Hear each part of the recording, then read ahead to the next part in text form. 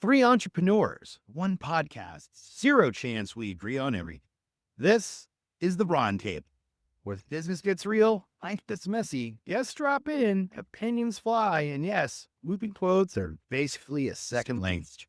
Business, life, occasional dumpster climbers. Pull up your seat and let's get into it.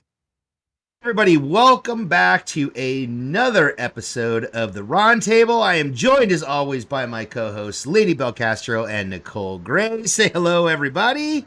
Hello. I think that kind of cements how we all feel nowadays. So let's take our overstressed, overtaxed brains out and talk about a different subject, and something that I think that we've seen talked about, especially with the RTO mandates and everything that we've been discussing. But let's kind of branch into this unlimited vacation time, right? So what is it? As an entrepreneur or whether you're in corporate America, unlimited vacation time has different meanings. And on the surface, it really sounds like a great dream perk. Let's be honest, if you're working inside a company, unlimited vacation usually means take time off at your own risk, right? Mm-hmm. And when you're your own boss, you technically have unlimited vacation too, if you count scrolling through emails and having calls while you drag your kids through Disney World all day long, right, with a laptop. So today we're going to start breaking down what we believe which version is better, or if either of them actually works. And I'll kick it off. Let's start talking about from the corporate side, right? Mm-hmm. Because unlimited vacation is like this great shiny perk, but I really feel like it's a trap, right? Do most employees actually take less time off with unlimited policies? Because you got that guilt and then the optics of not being there, right? And then how does that feed into the company culture? Does that matter more than the actual policy? Yep. I can say I did work for a company, the job I had right before I went out on my own, and it did have unlimited vacation time. And they put a cap on it, so you couldn't take more than 3 weeks at a time, which isn't unreasonable for America. Europe, not so much, but here it's 3 weeks. But I did find that people took less vacation time only because they weren't stressed about having to use all of it up because you lose it kind of thing, or like saving it all up for the holidays. Like people took more like long weekends here and there. But it was like, can we really take unlimited vacation time? And if people did take those 3 weeks, it was very much you took 3 weeks, because that's what we do in America. We just work our asses off, and it's right. You don't deserve that. But it is like a weird balance, because you have it, but you feel guilty for taking it, and you don't know if people are going to judge you if you're in corporate. So I don't know how I feel about it. See, that's so weird. And Lane, you brought up something good. You brought up something too that I don't think a lot of people know. We take the least vacation time to any other country in the world. And this shame on it, which is just ridiculous. But then if we go on vacation, guess what? This has to go with us. Mm-hmm. God forbid you're on a cruise or you're enjoying something with your kids or whatever, and you get an email. And then when you get in the office, they're like, didn't you see my email? Yeah, but I was on a cruise ship. So it's like you can't even enjoy it. And I think I know when I was in my corporate space, I did like what Lainey said. I just extended my weekends. It'd be like a Friday, Saturday, Sunday, a Saturday, Sunday, Monday. Just I feel like if anybody took a week, we were all kind of, what? You took a week? Like, how did you make that happen? Which is so sad. Yeah. It's so sad. And like we should be taking advantage of it, because we're all burnt out. And everyone else in the world looks at us like we're nuts. So, like, we should be taking it. And I've gotten better with it over the years. Like, I've definitely, especially now that I'm on my own, like, it's a lot harder. But I have gotten better because I know that we need it. Like, we need to just unplug completely and not worry about it. Because at the end of the day, it's not life and death unless you're like a brain. There was a time in my career, I don't know when it just happened, but something just clicked for me. I stopped asking. I let my manager know, because I was scheduled so far in advance that I would have my whole year planned out, especially when my son was born. So I'd have his, and when I had employees as a manager, I asked them to do the same thing. Let's just go ahead and plan it out. And sometimes around the holidays had to be like first come first serve because everybody can't be out, and people got that. It's like if whoever took off Thanksgiving knew they were going to have to like work over Christmas, so that was like a cool thing. But I was never one of those where I feel like some managers want to hold the power. Oh, Ron wants Tuesday off, and I'm going to say no. Because I feel like you're grown. You're an adult. So, like, You if you would take think. that time off, somewhere along the line, you're going to make it up, or you're going to do whatever. So I never got caught up in that. I used to hate those managers who felt like they want to hold it over you. You don't do this. You can't. No, I'm grown. And I know I'm going to take that time off because I'm going to be okay. Because I have so much credit from all the nights I worked or the weekends I worked. Or if I was at the game and I had to. Yeah. So I'm letting you know I'm off Monday. I'm not asking. And we're adults. I Well, think we can get our work Yeah. done. So Yeah. if we're not getting any work done, then that's a problem. But Yeah. and let's be honest, like a lot of those messaging would also then come from like your boss who was like coming to you along with the sales guru they hired to berate your people every week on a conference call while they were all transmitting live from a villa in Africa showing you the giraffe coming in their window. yeah. And the hypocrisy of it all. I want to be honest here and I want to cut the shit because we're doing some really good dancing around. Here's the real reason unlimited PTO exists. It was a company corporate cop-out, so they didn't have to pay the unused vacation time people were accruing and could never take. Right. They started by putting a cap on what you could carry over, and then they went unlimited because it avoided them having to pay it out if you left. And that really, for me, is it. That's the bottom line as to why that unlimited PTO is a crock of shit. Yeah. Yeah. I actually It's a corporate cop-out. Yeah. Yeah. I lived through that. I did. I remember when we had accumulated PTO and we didn't have a cap on what we could accrue. And I remember when it started to become the first issue was with moms in our company that needed more than the allotted it. Oh my God, the word is Maternity leave. thank you, maternity leave. Yeah, because And they would cap FMLA, out. they'd have the cap in the end was a joke Bingo. too. Yeah. Bingo. Yeah.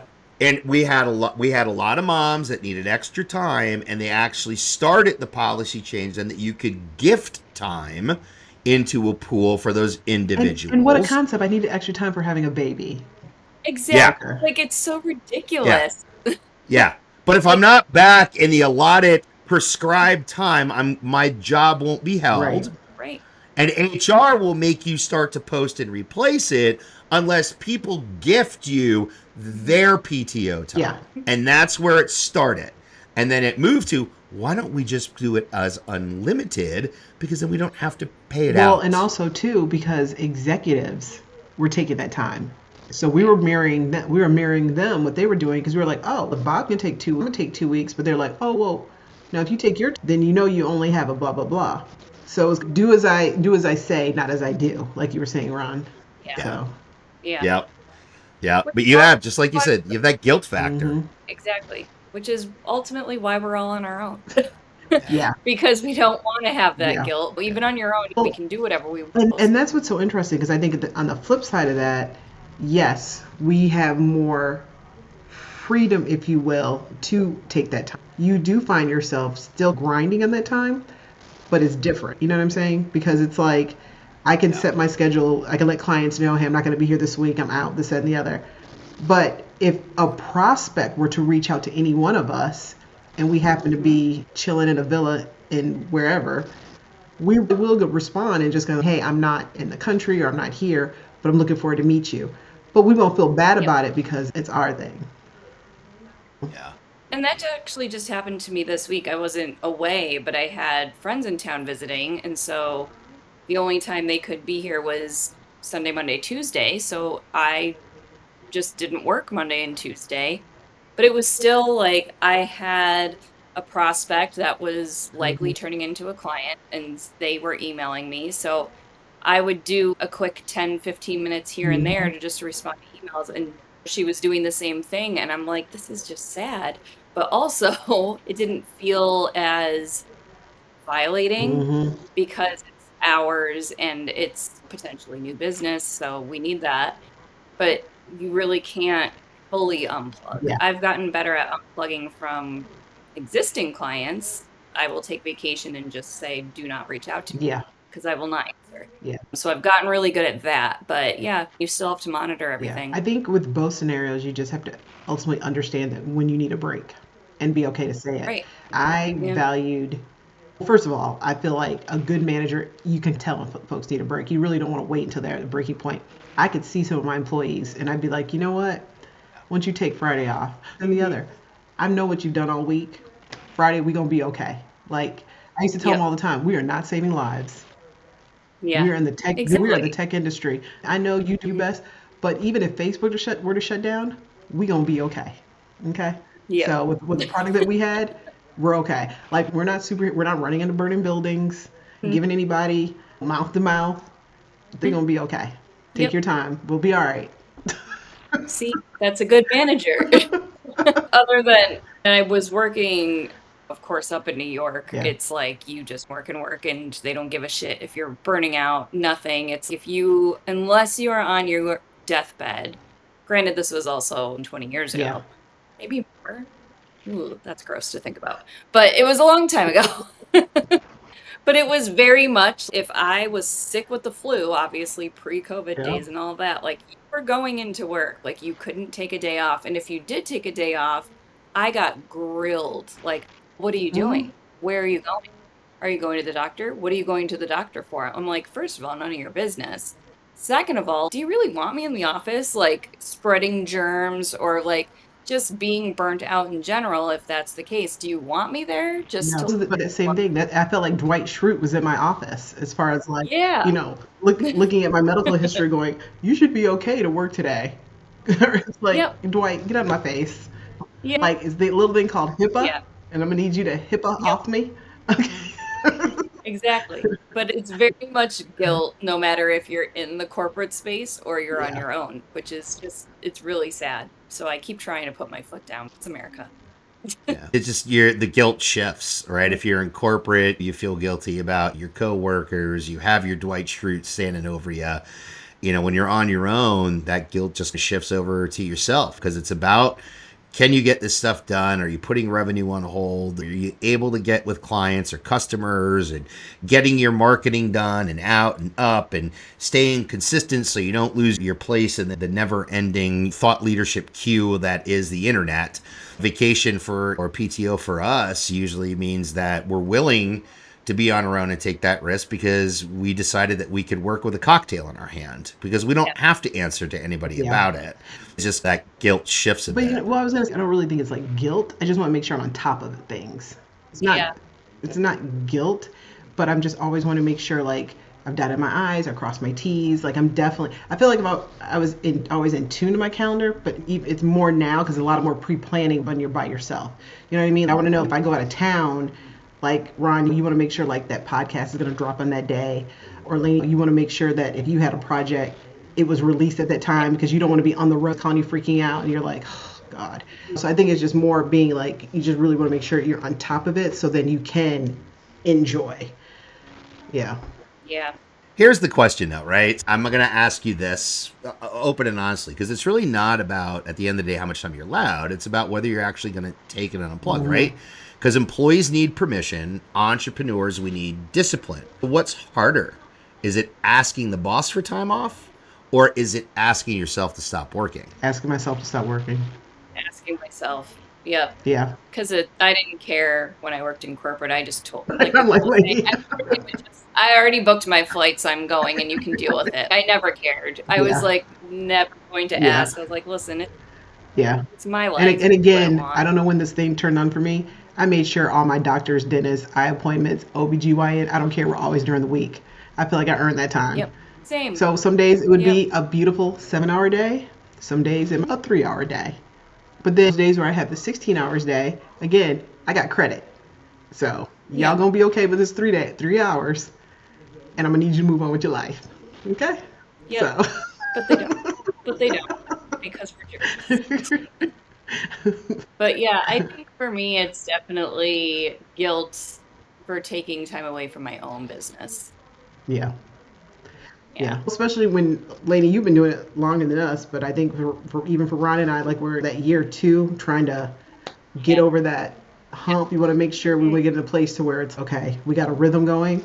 I don't want to Yeah. drop the ball, or I feel like if somebody reaches out, I got to reach out right back because they could be a fish. You know what I mean? It's like they're on the hook. Yeah. I don't want to be like, Yeah, you yeah, got to jump on yeah, it. And that really doesn't go away. I'm sorry to tell you guys. yeah. It doesn't go away. I think too what's interesting about it right now in this economic environment is simply depending what pond you're fishing from. As an entrepreneur, whether you're selling a product, you're selling a service, you're selling yourself, we're not operating on OnlyFans where we're selling our feet. We're doing something that Yet. matters. Yet. We never know. This is a weird year. I keep the peanut butter filled. Yeah, you might all find us pretty soon on OnlyFans at, instead of the Ron table, it'll be the Ron Foot Corner. It's gonna be the round table after dark. Yeah. Yeah. What's under the table? But, oh my lord. Okay, we're gonna have to censor that. Sorry, but I love sorry. it. That's a nice transition too. It's time Yeah. for the win and WTF. Oh man. Oh, lady, you're on a roll. Why don't you go first? Yeah, lady. Oh, okay. And her shirt says it all. Ciao. Let's see. So, for my win, I've gotten to go to so many concerts over the past couple of weeks, and those give me life. So I went to the Shaky Knees Festival, and I saw all the 90s bands like Four Oh, Non Blonde. nice. Yeah, I've heard of that. I remember that was here. Was that here? It was right in Piedmont Park. Yeah. Nice. It's awesome. And then Blink 182. It was so fun. So that's my win. And then what the fuck is with Labubu's? I don't even know what they are. I don't know. All I see is the word, and I'm like, I don't want to know what this is. But what is happening? They're ugly. That's what I know, and they cost me What? lots of money. That's what I saw like a glimpse of one, and I was like, I'm gonna have nightmares. So why are these popular? I'm very confused. It's like the new Beanie Baby, but Yeah. The not new you. Tamagotchis. Yeah, Yeah. I don't like it. Yeah. Those are my things. Interestingly enough, I have one that actually covers both.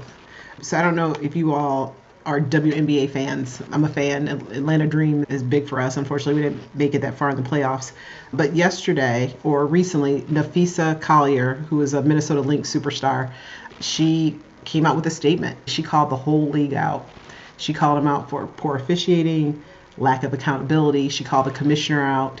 And what's interesting is that would be like back in the day if Michael Jordan would have called out the NBA, because he'd been like the last person you'd think would call something out. So for her to do it, everybody was leaning in listening because they're like, whoa, this is deep. But she was just like, for our league to grow, you got to do better. And people are listening. And she also was part of when they get ready to do their CBA and stuff like that. So there are rumors they could possibly get the commissioner out. But even like the commissioner made a statement. She was saying in a conversation, Nafisa was like, why is it like you have Angel Reese and Caitlin Clark and big names in the NBA, why are they making more money? And she basically said they should be grateful. Like with the money they're making outside the league, they wouldn't have made that if they weren't in the WNBA. Yeah, it's a lot going on, but I think we need that in sports. I think we need that. I do too. Someone's got to call Yeah. their bluff, basically. Yeah. And then I will throw on one real quick one. Really upset what happened at the Ryder Cup, and all I have to say is go Europe. That's all I'm saying. Okay. Mhm. Embarrassment. Absolutely embarrassing. All right, Ron. All right. So my WTF and for the win have to do with the same thing. So I'll start with for the win was one Mr. Jackson Dart of the New York Giants. While it wasn't exceptional, there was some real promise in his play. Yes, The it's a win. Giants won. He showed a lot of poise in there, no panic. Great grasp of probably what was a limited offensive playbook, but the kid really impressed me. I just hope that the Giants made the right decision here and they don't wind up breaking him because there's no offensive line. But staying with the Giants, it also leads to my WTF. What is it going to take, New York sports, for the Giants and Jets to do something about the turf at MetLife Stadium? How many knees, how many ACLs, how many MCLs, how many ankles, and how many more careers of your players and league players is it going to cost before you realize your field is the problem? Because here we go again. Malik Neighbors goes up in the air, plants, and rips his ACL. Yeah. How many more before Yeah. you realize you gotta change the field, man? You gotta change You know it. it's bad when It's college costing you. stadiums have better fields. Yes, I know. That's what I it's was. costing. It's costing free agents. It's costing careers. Yeah. It's a horrible look. And the NFLPA is coming back and saying something like, you got to do something, man. But hey, you know what? Sometimes when you got like really old, crusty, white, rich people, they don't like to make the change. So there you go, Woody and Mara. Thanks a lot. Everyone sell the little boo-boos and fix the field.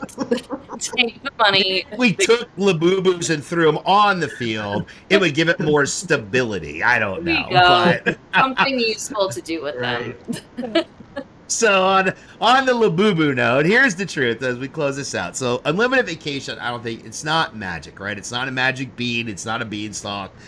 It's for employees, but it's only as real as the culture in corporate that supports it. And for entrepreneurs, it's only as real as your ability to really take stock and be able to separate and step away, right? At the end of the day, unlimited vacation is just PTO with better PR. So with that, we thank you for listening in on another episode of the Roundtable. Nicole, Laney, as always, thank you for being here, and we look forward to seeing everybody and hearing everybody on the next episode. Keep your chair warm. Well, that's a wrap on this episode of The Roundtable. Thanks for pulling up your chair, lending us your ear, and not touching our drum. Interested in more chaos and common sense and conversations? Well, make sure that you hit that like button or the follow button.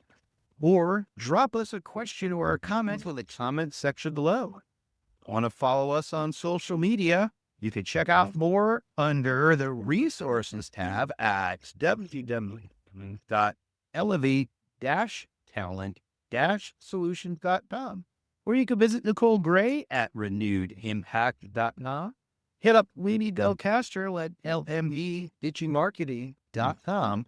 And a big shout out to our producer and co-host, Adrian Ruffhart at acrventures.com.